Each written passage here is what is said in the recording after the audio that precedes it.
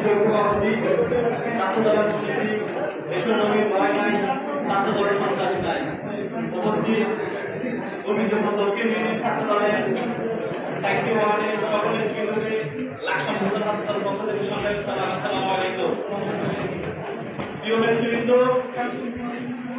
আজকে আপনাদের কাউন্সিল নেতৃত্ব আসতে হবে, ঠিক না? নেতৃত্ব কিন্তু সবাই দিবে না, সবাই থেকে দুই একজন করে বাছাই করে সভাপতি সেক্রেটারি নির্বাচিত করে আমরা প্রত্যেক ওয়ার্ডে নেতা নির্বাচিত করব।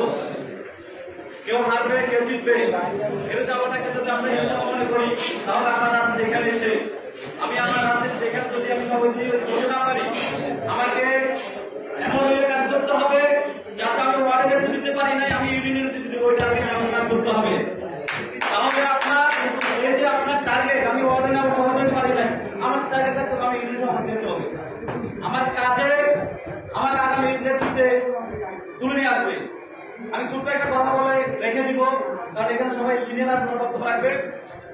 আমি যখন 16 সালে ইউনিয়ন ছাত্র দলের প্রেসিডেন্ট প্রার্থী হই, তখন আমার সাথে ক্যান্ডিডেট ছিল আর কয়েকজন।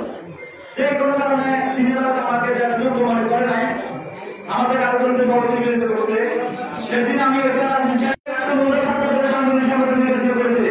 আমার কাজে আমাকে মনোনয়ন করেছে।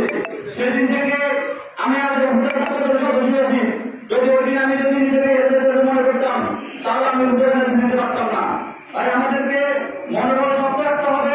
সামনে আমাদের নির্বাচন, আমাদের ওইটা মাথা রাখতে হবে। আমি সভাপতি নির্বাচিত হবো, সেক্রেটারি হবো, যদি আমার দল যদি ক্ষমতা আসতে না পারে, আমার এই সভাপতি সেক্রেটারি করার মূল্য নাই। প্রিয় নেতৃবৃন্দ, আমাদের সবাই একটা দাঁড়িয়ে থাকতে হবে। আগামী দিনে নির্বাচন হবে, তাই কেমন বারবার একটা বার্তা দিয়ে যাচ্ছে, এই নির্বাচন বিগত দিনের নির্বাচন ভিন্ন হবে। স্বচ্ছ ভোটের মাধ্যমে এমপি নির্বাচিত হবে, প্রধানমন্ত্রী নির্বাচিত হবে। তাই আমাদেরকে সবাইকে ঐক্যবদ্ধ হয়ে কাজ করতে হবে। আমাদেরকে আমাদের এখন সব শেষ হয় নাই।